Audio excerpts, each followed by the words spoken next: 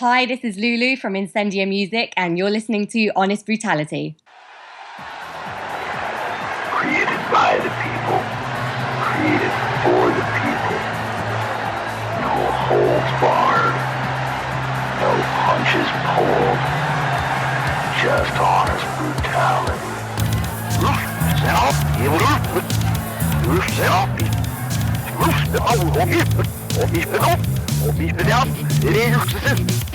I don't know what the fuck you guys are thinking, but you don't ever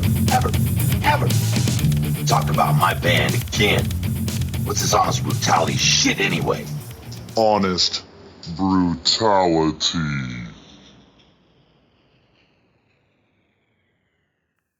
Hey kids! Welcome to another episode of Honest Brutality, the podcast, hard rock, heavy metal, and all things Comedy. Hilarious. Comedy. I'm really fucking tired of your guys' bullshit. It will never stop. I am joined by my usual suspects in crime, It's not a suspect when you did it, motherfucker. Kaiser Soze. Daddy guilty. Say hello to Big Slappy. Hi, Big Slappy. What up, fellas? And ladies. I'm sorry. Hey guys, it's Camera Rebel. Hey. Hello. Oh, hi. Hi. The Hi, fuck was guys. that? It's What, the are butcher. you mocking me? No. Fucker.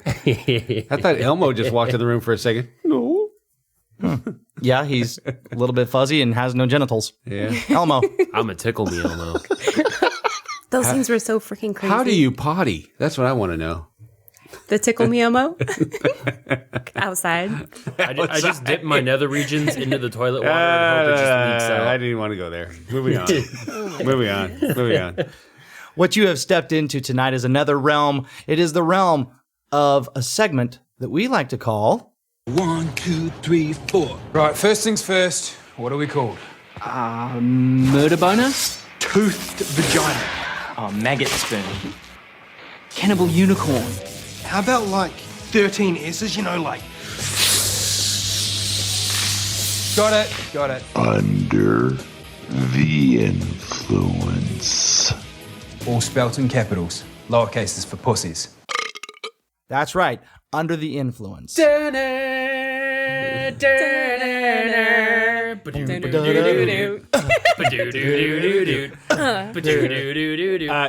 I'm not. No, it's September. It's Halloween season. I don't this give a was totally appropriate. Shit. Yes, it was.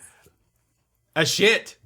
Okay, well let's stop real quick right. and back up, because what if they've never heard our show before or anything Right. else? This is a segment that we do on our show, or a thread that we're running through the show. Yeah. Which we're calling Under the Influence. Big Sloppy, would you care to describe what this particular Yeah, so basically what we've decided, if we're each going to pick out... I was almost done. Go ahead. So we're each going to pick out 10 albums that had some kind of an impact on our lives. Specifically, not necessarily our favorite albums or a great album, whatever, as will be evidenced tonight. You're picking out, like it wasn't last time. we're picking out albums that had some sort of important meaning in shaping who we are. And that's kind of where we're at. And recently... I went first, and we did Stripers, Yellow and Black Attack. Terrible. Right. Absolutely God awful. terrible. Yeah, Well, piece of shit. again, it's irrelevant whether it's Yes. a great album or a terrible album. That's right. The point is that it was somehow impactful, influential, made a Exactly. difference in our life. There's a reason that we're bringing these to the table. Exactly. And tonight, we're turning the focus on Evil Irk, Right. because it's his turn. It is my turn. And I gave everyone their... So what we're doing is, after we do one of these, we then tell the rest of the table what their homework is for the next week. And everybody typically cringes. But I think that's going to change as we go forward a little bit. We'll see I if you didn't can- cringe at all. I was way excited after the last homework assignment. Not I. Not I. And I'll tell you why later. What? Well, so... In the suspense, would you? Well, tonight we are doing Michael Jackson. That sounded wrong. We are talking about Michael Jackson's album Thriller. You're too old. Right? Yeah. It's our I nice have acapella pubes. version He's at not the interested. beginning. Too soon? Sorry. Yeah. was Anyway, bad. there were... go ahead. Move on. Oh, no. That's, Did you lose your words? No. so no, the way this works is, this was the album that I presented to you guys for your Yes. homework. Yep. And what were your thoughts? Okay. Sadly, I have history here, and lots of it. See, when this album was dropped, I think 1981, 82? 82. Oh, okay, 82. I did my homework. Yeah. So I'm in high school, and Billie Jean was dropped. Okay. And I'm like, whatever, it's another pop song, big deal. And everybody's like, ooh, Michael Jackson got nothing Michael Jackson 5 anymore. He's got this new album, and Billie Jean's this great song. It's like, that's a piece of shit. But okay, it's pop garbage, if that's the way you guys feel about it. And then he drops Beat It. And Beat It, I gave a little credence to. I thought it was a genius move because they used Eddie Van Halen to play the guitar solo in that song. Right. Butcher, did you know that? I did not, but I was surprised by another featured artist in the album, but it's still your turn to talk. Yeah.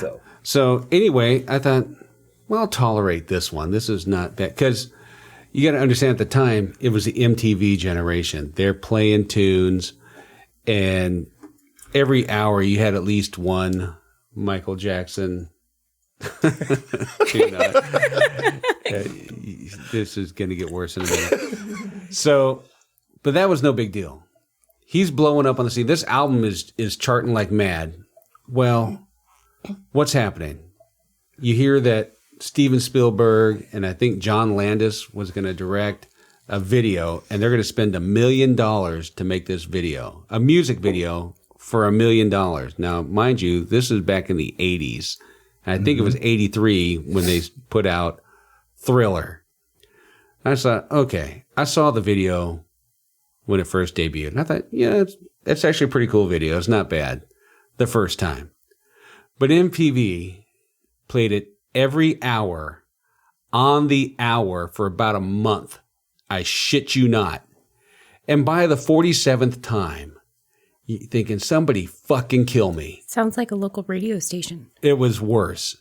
Because we only had MTV. Well, we couldn't go to the fucking YouTube, which will be another topic that's an another time. Thing, yeah. We were stuck to watch what they forced down our throat. And going back, thank you. And listening to this album. Oh, man. And I'm listening to it, and I'm thinking, this is garbage. The music is garbage. It's fucking shit. And it was huge in the day, but I could see the influence it had, the impact that album had on the music of the 80s. And now I fully understand why the 80s pop music blew so bad. It was all derived from this shitty album. It's not good. Now, I know a lot of people say, oh, Michael Jackson was a musical genius, blah, blah, blah. Whatever. My take on that album is fuck that album. One, it was overplayed. That's probably a big part of it. And two, I was a metal guy, and I just hated Michael Jackson. It's really comes down to. So when that was all happening, how old were you? I was 14, 15 at the time. Okay, so yeah, because you are older than I am. Yeah. So yeah, that stands to reason. I'm just curious about that because I have some things to touch on what you said. I was really getting metal at the time, and it pissed me off that they're overplaying this shit on the MTV. Yes, I called it the MTV. So dumb. That I had to sit through 47 Michael Jackson, Duran Duran bullshit Culture Club videos before I could see one crappy ass Quiet Riot video. It just killed me at the time. And so it made that grudge that much stronger. And so when you bring up this album that shaped a large part of the early 80s, it really did. Yeah, the influences, all kidding aside, the influence of this album was freaking, you cannot explain. There's a reason I chose it. Yeah. And you cannot explain personal. the phenomena that came with this album. It was over the top, crazy. I remember it like it was yesterday. And it's funny is we have different perspectives because of our age. Yeah. But if you didn't live it, you wouldn't know it. And you're right. Because it was a tidal wave of Michael fucking Jackson. Right. Yeah. And he made so much goddamn money off of that album. You got to see how crazy somebody could become when they got a lot of money. It was over the top nuts. Just crazy. Next. Me. So actually, this is going to make you feel old. When No, I already feel old. That's when he wakes You're up. gonna make me feel older. That's every time I try to get out of bed in the morning. That's when he's jerking off and it goes limp. That's Hate my it when wrist. that happens. So when that album dropped, I was 4 years old. You sons of bitches. I hate all of you guys. But Oh, you're gonna feel terrible when I start talking. You weren't I know, even a he gleam in wasn't- your daddy's eye. he was sperm and nuts. Not even. Wow. Just saying. But this album had an impact on me too, because it was a couple years later. It was a point in time in my life where my mom was listening to it a lot, and I kind of got like the whole exposure from her. So my memories of this album was her singing and her joy that she was getting from the album. And I remember, I don't know if it was for Christmas or a birthday or something, I got the glitter gloves and the belt with his picture on it, his face. Yeah. And it was actually quite hilarious. It was a marketing marvel. It was definitely. I never got the jacket because we weren't that rich, but it was funny because I told my dad that I wanted to marry Michael Jackson, and he flipped out. Little did he know. Little did he know. Like, all you got to do is cut all your hair off and act like a little boy. That's so bad. But anyhow, and I was actually kind of thinking back to it. And being my age, shut up, sloppy. Either you shut up when you're like lipping whatever, or you talk into the mic and you share it with everybody else. Asshole. I wasn't even mocking you, but fuck it. Yeah, all right, go ahead. But fuck it. So it's actually funny because looking back at my age, I remember that MTV, seeing the video and just stopping in front of the TV and just staring at it in awe. And I was actually looking back at that and I was like, holy cow, this is the video of Thriller was like the first exposure to any kind of horror movie or theatrics that I ever soaked in. And I was like, holy cow, that, definitely changed my life in that way too, because I was like, wow, that's cool. Now I don't like them, but that's a different story. During a time when like there was some groundbreaking stuff going on in film, like American Werewolf in London, with the transformation of the werewolf. Same director. It was, Yeah. and that was so widely received and just mind-boggling to people that they latched onto that. They being the producers of that video and Michael's camp. And ran with it. And they did an even better job at the time than the film did. Yeah, well, this is a few years later. Right. But I mean, it was next level. Yeah. And I remember watching the making of and all that. Oh, yeah. Yeah. Oh, dude. Sorry, go ahead. So anyway, so that was kind of like my first exposure. And then, of course, I kind of ran with that. But then also, it was kind of like a timeless thing because then you have Weird Al Yankovic coming up with Just Eat It. And that was... What was it? Just like years later. It was right in the time frame. Yeah, Al usually. I speak like I know him. Yeah. But buddy Al. Mr. Yankovic, he usually will do a parody within the year. While it's hot. So yeah, he's in that cycle. That upswing. Yeah. Where right before they peak and it goes down, and you're in that next part of the recording. Go back out and tour. And that's another guy we should probably bring up on the show because he's a frickin' genius. Yes, Oh, I still have my list in front of me. Exactly. There you go. There you go. And then you had Alien Ant Farm. So, I mean, it's just kind of like... Well, what about them? Okay, so they did Annie, the song Annie. Is it Annie, Are You Okay? With a cover of Michael The Jackson's, cover what you're of saying. Michael Jackson's. Which is actually pretty good. The Yeah, song it is was called Smooth really- Criminal. Thank you very much. But it's not on Thriller. So So moving on. That's okay, but I think what she's trying to say is that a lot of artists, a lot of hard rock and heavy metal, as well as R&B, all kinds of artists, covered his entire catalog, but Thriller was heavily covered. Thriller, yes, absolutely. So anyway, I'll just wrap it up with saying that, we're supposed to listen to the album, and I listened to the album, and it still kind of brings back like the nostalgia or whatever. But would I listen to it on memories. on a daily basis? No, I would not. And me being kind of more of a hardcore girl than I was when I was 4 years old and 5 and 6, His voice just kind of wears on me a little bit. Thank you. But that's me. Still love Michael. All right, so I have a completely different perspective on this album because I am the only one speaking into a microphone here who was not alive when this album came out. Yes, you are. Not just that, I was not even a consideration or a thought or a sperm because this is about 11 years before I was born. Damn. How's that for feeling old, Sloppy? Fuck off. Yeah, and he wasn't a late life baby, I think is what he's trying to say. His folks were pretty young. Butcher when abortions go wrong. Damn. Ouch. I just finished my beer and it's a long like neck straight bottle. Don't. So if you want to end this podcast conscious, just shut your mouth. Hold and on, I gotta listen go for get a coat second. hanger. I'll be right back. You just kicked him in the mental nuts. All right, so if you were to play the song Thriller at any high school now, and I've been out of high school for several years, everybody would know it. Everybody would immediately know as soon as those first piano chord or keyboard chords came in exactly what song is happening. As soon And as there they is a hear reason for Mr. that. Vincent Price speaking. Yes.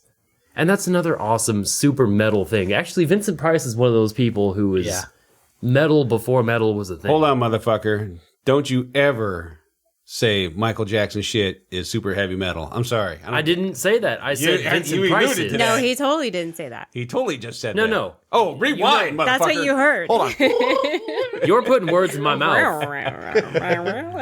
I said Vincent Price is metal for a completely different reason. I love Vincent The fact Price. that he's associated with this song because it's a horror theme makes sense because he's one of the most notable horror actors in. Especially at the time, he was Right. still at the top He of was his a game. legend. Yeah. Yeah. His voice is terrifying still, and we've seen way gorier shit in our day and age. Anyway, this song, the three hits from this album are the ones that the only songs I was aware of before I had this homework assignment. Well, when you say the three hits, you mean the three biggest hits. Yeah, the three biggest hits. Because so Thriller, Billie Jean, and only two songs Beat It. didn't become top 10 singles. That's right. Only two songs out of, I think, 12. 9 tracks. I think it was 12 tracks. Maybe No. it was 11. Nine. It was 9. It was 9 tracks, and 7 of them were top 10 singles. Now, I didn't read through the track listing or who was affiliated with what song before I started listening to the album. And a certain voice caught my ear and really surprised me when it popped in. I think it's the third song on the track. And The it's- Girl Is Mine. Yes. Mm-hmm. And that is Paul McCartney. I did not even expect that, which there's an interesting... They did the video together. Which is interesting because of what happened with the Beatles catalog when Warner Brothers put it up for auction afterwards. That's why Paul McCartney was so pissed. They thought he was friends. Right. And so that really put that in perspective for me because I was always aware of that and I have never really liked Michael Jackson as a person because of that incident. But the other thing I was surprised is how many sappy fucking love songs are on that album. That I was not pleased with, but... It was torture, dude. It wasn't. It was torture. It was less torture than getting preached at for 30 minutes. Say what you want lyrically. Musically, it was least rock. This was... Now, one other thing, this album does kind of have a little bit of impact on me because one of my favorite moments in high school has to do with that song that's playing silently up there. That didn't make any fucking sense. I couldn't help myself. So in the studio, we do have a big monitor that sits right behind me, and I decided to put on the Thriller video just to derail Sloppy a little bit, so he had to look at it the whole time he's talking about it.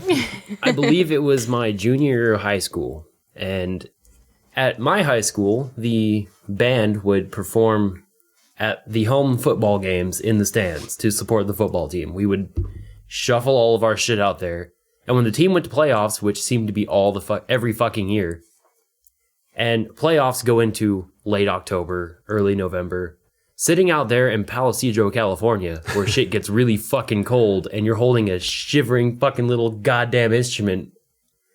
So, for one of the playoff shows, it was around Halloween, so we decided to do Thriller as our big halftime show. And I can't really put into words how amazing the experience was, but we had this whole coordinated dance number and we had the zombies come out and everything. It was a great experience and all that, but that's why that song sticks so fresh in my mind, just because of that experience. And you can't really visceral for you. Right. You can't explain what it's like. Well, you all know what it's like to play music live. It's that same feeling, and being able to entertain a crowd, especially when there's 300 to 500 people in the stands and you're way off in this corner of the field freezing your ass off, hoping you don't fuck up so bad that it's noticeable. Well, you bring up a really good point, and the point being that it had an impact on your life. And that is the whole premise of this little project that we're trying to do. Pass, fail, or otherwise, we're going to give it hell and we're going to do it. And so it was not easy for me, just like it probably wasn't easy for you. At least yours was still in the vein. It still had guys with hair and guitars and, trying to be metal. Exactly. But I had to be brutally honest with myself. Exactly. That's the whole idea. Say, here. okay, so for me, and I'm approaching my list a little bit different. We talked about that on the last podcast where we did this, Under the Influence, number 1. We talked about how everybody was going to approach it their own way. My approach was more of, okay, fundamental albums, 10 fundamental albums for me, life-changing albums for me, and I'm going chronologically. Not in an order of like the memory as it stands, like the most important memory to the least, or my favorite to the least favorite, but how I remember music impacting me. So let's go back. Michael Jackson Thriller, released November 30th, 1982. Now keep in mind, ladies and gentlemen, who and for our listeners who aren't old enough, I was explaining this to some of our children just the other night, and they were having a hard time imagining this. When I was growing up, I lived in an area that was outside of town, very country. The tools that we had, the toys that we had were tools, literally. Rope, pocket knife, 22, BMX bike. These were my toys. That's all I had. Sounds like the making of a Klansman. But anyway. Right, no. But I mean, we didn't, God, don't get me wrong. We had a couple G.I. Joes and that stuff laying around. But we didn't have, we grew up in a middle-class family out in the country. We didn't have a lot of luxury items, a lot of children in the house. And I grew up with 2 channels for most of my young life. My dad finally got a really good job and decided he wanted TV. So to get TV, cable was no option. Back then, you got satellite. Now, when I say that, most of our listeners are probably thinking about this little thing that looks like a frying pan that says Dish Network or Direct TV, and it sits on your roof and it points off, and it's pretty unobtrusive. No. No, this thing was a 12-foot dish that was planted in our backyard. They brought a crew in to put this thing in. It looks like it could pick up signals from another planet. So big. And it had a giant motor on it because my dad got the deluxe model, so it could switch between satellites. So you would tell it which satellite you wanted to go to, and it would...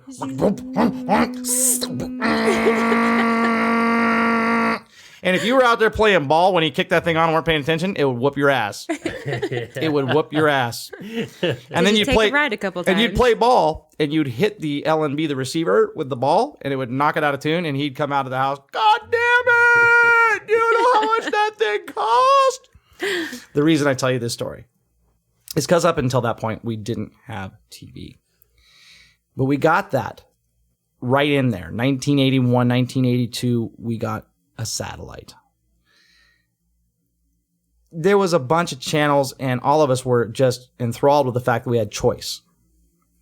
We didn't have to watch what was on one of the 2 and hope the antenna picked it up with our leg up and tinfoil hats. Been there. One day, I'm able to go through the process of discovery of what channels we have, and there's this brand new channel, MTV. You brought this up, Sloppy. Mm-hmm. The MTV. Mm-hmm. Well, MTV was a game-changing thing when it happened. Crazy. When it happened. Can I just interject quickly? I love hearing these stories because the only MTV I know is absolute crap. Well, yeah, it's not the same animal. It's not the same animal. And we can go down that road. That's fine. That's what part of this is all about. It's about us having topics to talk about. But this is why this is important to me. You have to understand that this all comes together. This all congeals into one time frame. So here I am up to this point. I love music. I'm raised in a musical family. Did I miss them? So there have been Michael Jackson videos up there. Oh, and then we were talking, and then I looked up, and it switched to YouTube. It's like, have you tried the YouTube Kids app? Oh, perfect for this crowd. Or Michael Jackson. I get it. Anyway, so I'm growing up in this very kind of enclosed, sheltered world, though, because the musicians I'm growing up around are all playing the more mild side of rock. They're playing, Skinner and Steve Miller, Steely Dan. Thank you. And then I'm subjected to whatever else people are listening to. So my mom's idea of rock and roll is Linda Ronstadt and the Carpenters. And my dad's idea of rock and roll is the Bee Gees and Three Dog Night. And I mean, there was never any Black Sabbath in my world. There was never anything that was big and hard. And my uncle, my favorite uncle, he was the rocker, but he wanted nothing to do with this squirt-nosed little shithead kid that was running around the house, ankle-biting shithead is what he used to call me. He's in his room blasting Kiss. And, and I'm like, what is that? And he's like, get out of here, And I'm like, well, that stuff's not for me. And I find MTV. So at this time, I'm 10 years old. I'm 9, almost 10, right in there. And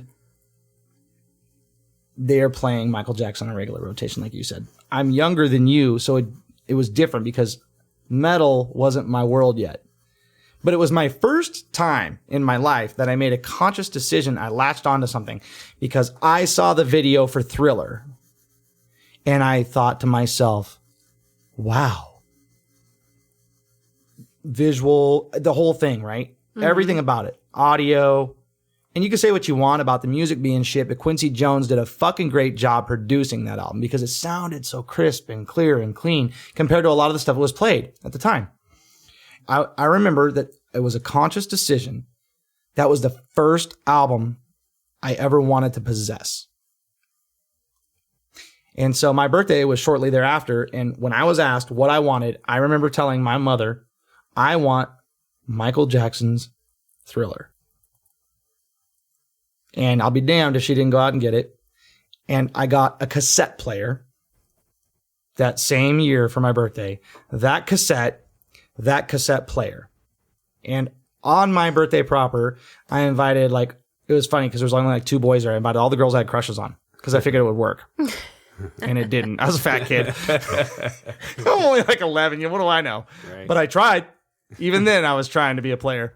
And I remember all of us standing around that cassette player, looking at the inlay cover. First one I've ever touched, owned, tactile. It was my music. It was my choice. It wasn't listening to Jim Croce in the truck with my grandfather, Waylon Jennings with my grandmother, Linda Ronstadt with my mother.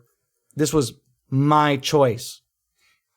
And I'll be honest with you, I loved Beat It. Mm-hmm. We all tried to master the Thriller dance. Okay? I'm not going to sit here and bullshit you. This is the truth. It's fine. But the rest of the album, I remember thinking to myself, man, there's a lot of fast forward and rewinding going on to get to the 3-4 songs I like. Right. Quite honestly. Because I didn't care for the rest of the album. But it was mine. And that was what started what became my obsession for collecting music, having music, catalog, and then my taste started to change. And we'll go into other albums that got me to where I'm at today as a dyed in the wool.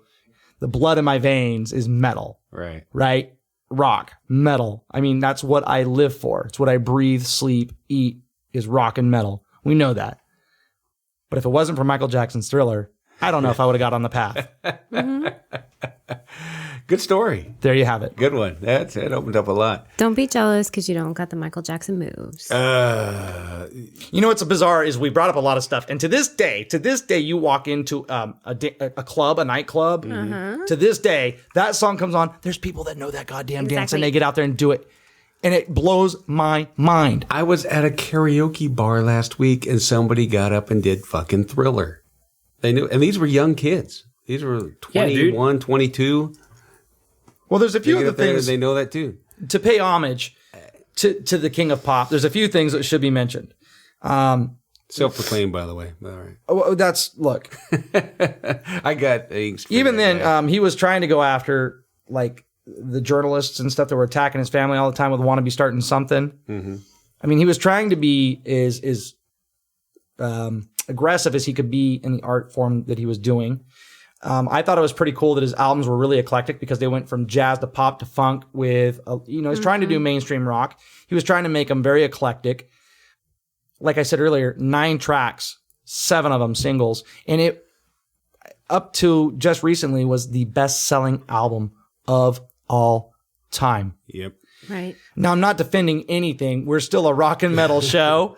But if we're going to be honest about this and do this experiment and try to make it work, we have to really examine the music world and the things that were influential, right? That's the whole idea. Is now, this is what his later made me. You know what I mean? In his later years, as I walked away from his music, and I won't lie, I always had a twinge of like, that's not so bad. Like, bad. I'm bad. I'm like, it's terrible, right? But I would like, okay, I got to watch the whole video. I got to see what he's doing. Like, I was always interested in what is this guy going to do next? Right. He was that character. Right. If nothing else, he was a pop culture icon. Whether or not he was a repeat child rapist, I don't know. I think that he had a fucked childhood. Yeah. Oh, yeah. I think he had Ike Turner for a dad in a lot of ways. I think that, Joe Jackson was part of the reason he was the success he was, but also beat him. Yeah. Fucked up. But Michael Jackson, I'll be honest with you, when he passed, there was a twinge for me. There was a little something in me that went, man, that fucking really sucks. That sucks that guy didn't get a chance to at least, I don't know. My biggest problem, I think, was the overexposure. Right, but see, I guess I didn't pick up on that because I had a limited amount of time. Right. At that point in my life. I had little windows to watch what I got to watch. Yeah. I'm one of 4 kids in a very religious household. 9? I was actually at the time I think I was 10. I think it was my 10th birthday. It might have been my 11th. Right. I'd have to look up the facts on the video. And but really the album was 82. Yeah, but Right. let's be very fair. MTV's inception was 81. Yeah, if you go out and to any schoolyard today, the kids that age, their favorite music is whatever's popular on the radio. Right. They're not. They don't know what they like. Well, unless they were my kids, because they had exposure early. So there's a difference there, because I made sure that my kids had no censorship and exposure as early as possible. Right. And choice. But the majority of people are not in that boat. Just to maybe cap off this whole Thriller thing, the one testament to the genius behind at least that song, if not some of the album. Well, he didn't even write the song. He didn't write most of the album. Such is the shitty nature of pop. But I digress. When our band teacher in 2010, 11, maybe even 2009, to a bunch of 14, 15, 16-year-olds said, "We're going to do Thriller for a halftime show in band," the band went nuts with excitement. All 120 of us. All of us under 20-year-olds were not even a thought in our parents' brains when this song came out. We're super excited. Even me, at that point, I was already deep down the metal road, and rock and metal was life. But it's I amazing. was excited to do that thing. song. But I didn't pick that album because it was so popular. I just picked it because it had an impact on me. Right. So, and that's why. Only reason was because it was my first choice. It was the first time I got to make a choice and pick and own music. Yeah. And it was funny because huge. as we go forward in our conversations, you'll see how that changes, because it was safe enough that my parents were okay with it. Right. Because my dad had no idea. If he saw the video, he'd probably be like, Satan! Well, it's Satan funny you bring that up. with the devil and the zombies and the werewolf. No way! If you'll recall, Michael Jackson claimed to be a Jehovah's Witness. Well, in the beginning of the video, he says, what I'm getting at, they actually had a disclaimer about occultist beliefs. This is nothing to do with the occult, blah, blah, blah, just an entertainer. But that was a big thing. He wanted to make sure that was on there. And he wanted to be a safe artist doing crazy shit. So I actually have a question for the 2 older gentlemen sitting at the table. You got this, Butcher? She wasn't looking at me. So looking at the Thriller video and whatnot, was there another artist, band, musician, what have you, however you want to word that, at that point in time that put out a video like that? Video? Is there something? No. I'm going to have to say... So, is he the leader in the whole...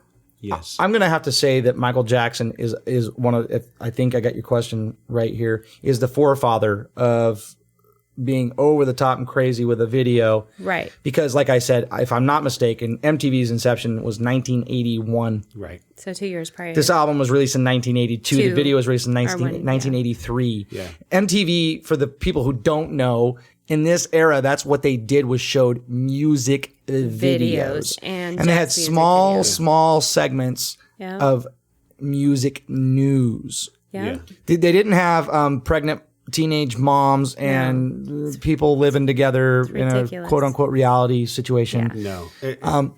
Now, following that up, he set a benchmark that then lit a fire, and that's when you saw things like Dire Straits, Right. because their video Yeah. was the next big thing. Right. Money for Nothing. He was the one, huge. because of him, he's the one that first realized, this MTV stuff can be huge. And he took full scale advantage of it. And he's the one that His blew it up. team. Yeah.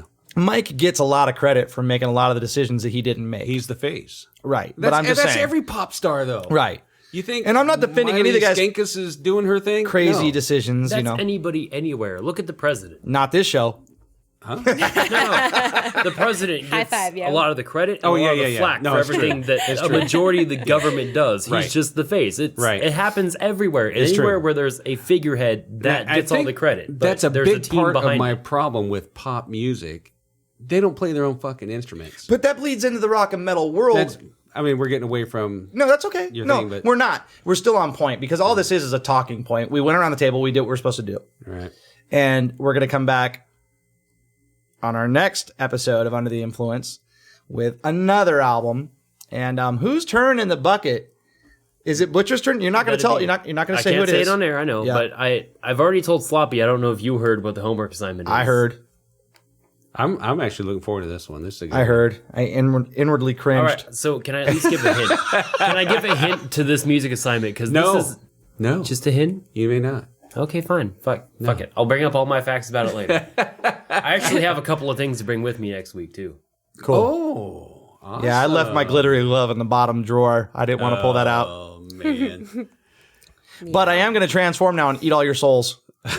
Because I'm a werewolf. Don't you threaten me with a good time. Well, I don't know if this episode's been a thriller or not, but it's been a lot of fun to do, and I'm really enjoying this experiment. How do you guys feel? Yeah, Oh, I dude, dig this it. is great. This is fun. It's torture to listen to some of this. I'll go back. Even the first one I put in, that was torture to listen to again. Which is funny because I thought, oh, this is cool. Which, going back, that was Striper. Yeah. And so And the Butcher's now- next. So if you liked this, and if you're enthralled at all, and you're interested, and we would like to hear from you what your most influential albums No, were. no. What are you under the influence of? That too. Easy. Could be a Musically, whole lot of musically. stuff coming out. There you go. That can go a lot of ways. Caveat, musically, or disclaimer, whatever the fuck you want to call it. All right. Well, in the meantime, how do they do that? Okay, so to tell us what you're under the influence of musically, you can reach out to us at brutaltruth@honestbrutality.com. That's where you can send us any suggestions, feedback, hate mail, whatever. And if you can't remember that web address, you can always just go to our website where you can find all of our web addresses, email addresses. Emails. Yes. That's what they are. Our emails are all of our monikers with @honestbrutality.com. And they're under the That's Contact Us tab where? on honestbrutality.com. Very good. Now, if that's so hard for you to remember, well, you have to remember at least once so you can get a hold of us and we can send you stickers. We have stickers that have the website on them, just so you know. Yeah, we have all kinds of swag and stuff, and we're not afraid to give it out. No. Especially in person. In the meantime, if you'd rather, and you like to get on the phone and you'd like to hear your voice on air or have us respond to something or occasionally call us while we're doing live broadcasts, sort of live, kind of. How do they do that? Well, you call Rod's Pizza for a good time. No, I'm kidding. 530-962-0411. Again, that's 530-962-0411, ladies. And what is the most important thing that they can do for us, Rebel? go on to whichever outlet you are listening to us on and subscribe, rate, and review, please. That would be very nice because the more you guys do that, the more our show gets kind of pushed up to the forefront and we become bigger and our audience becomes bigger. We don't understand it. We just know it's how it works. It is. And we would really appreciate it. And I can hardly believe we could even get bigger than we are. You keep getting smaller. I'm going to have to call you itty bitty sloppy pretty soon. I'm just trying to get down to average sloppy. Trying to hit that 300 mark. Yeah, Do you have any spare change, sir? What about you? Do you have any spare change? Alms for the poor. Well, you can do that on the website too. Yeah. Yeah. You can give us our beer fund. Keep the lights on in the old studio because it ain't free. But you know what? If I have to go out and take a second job to keep this sumbitch rolling, I will because I love doing it. We love you. You know what? You stay good to other people if you can. I know those fucking assholes that cut you off on the highway and they don't use their blinker are just fucking pissing you off. But just want to ram into them at 80 miles an hour and show them what's up. But be good to each other. And stay metal.